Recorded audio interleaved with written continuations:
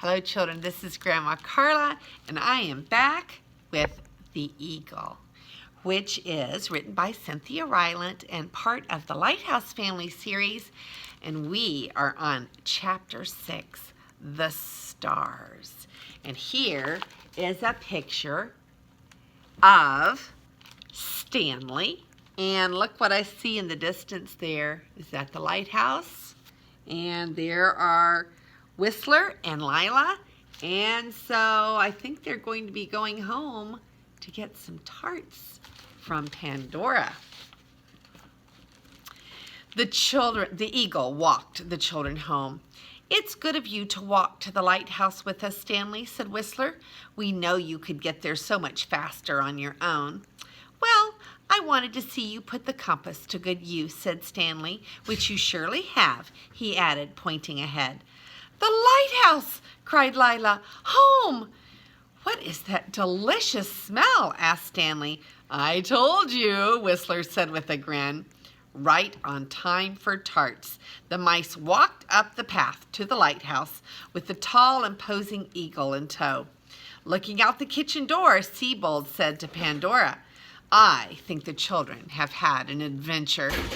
The lunch of plum and thorn apple tarts was a wonderful affair. Siebold and Stanley had much to talk about, both being old travelers of the sea.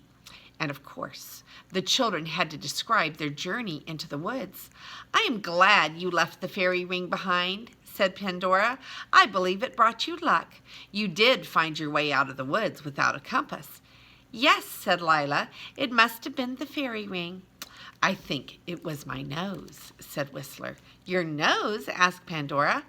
"I think I sniffed us in the right direction," said Whistler. "Oh, yes," said Siebold. "I did that all the time when I was sailing."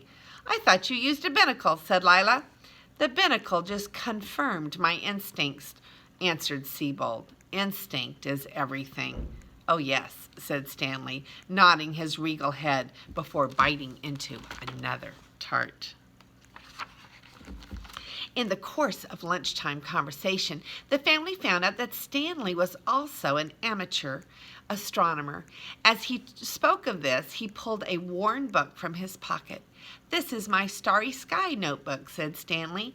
"In it I keep all of my observations." "Amazing," said Whistler. "May I see?"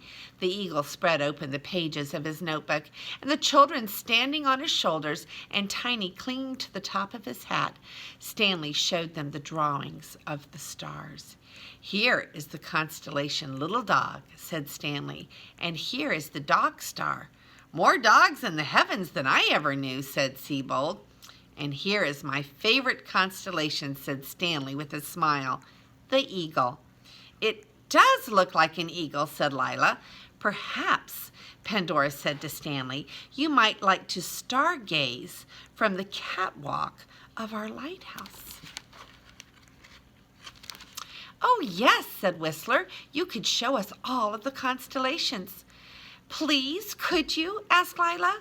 And so that evening, on the catwalk of their lighthouse, the family assembled with the eagle, who would show them the stars. Whistler had made his own starry sky notebook, and as Stanley spoke, Whistler took notes.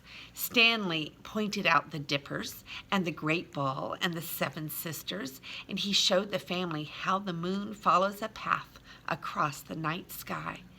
"I have followed the moon many a time," said Siebold. In his voice was the pride of a sailor who had traveled well.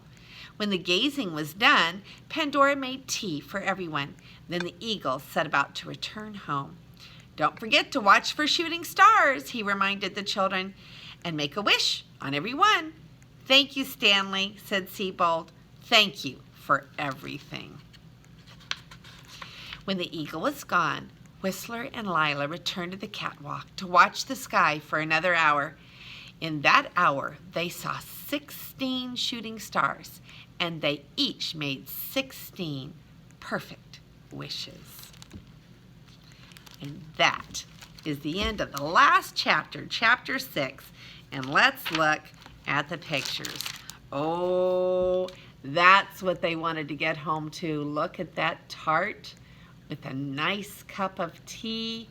Oh my, Grandma Carla might be getting hungry.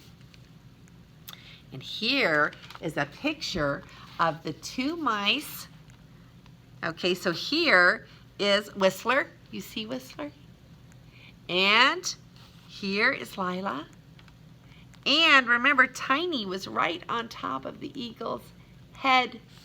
And there's the whole family looking at their Stanley's Starry Sky book.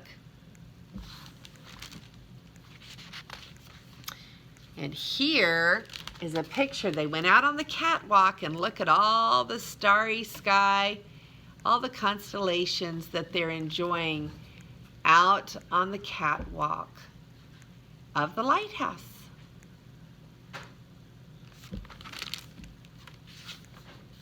And there's a picture of Stanley as he flies home. He's over here. And then Lila and Whistler are going to go back out and watch the stars on the catwalk for another hour.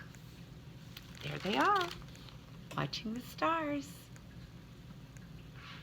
And that is the end of The Eagle by Cynthia Rylant, and this is Grandma Carla, and I love you.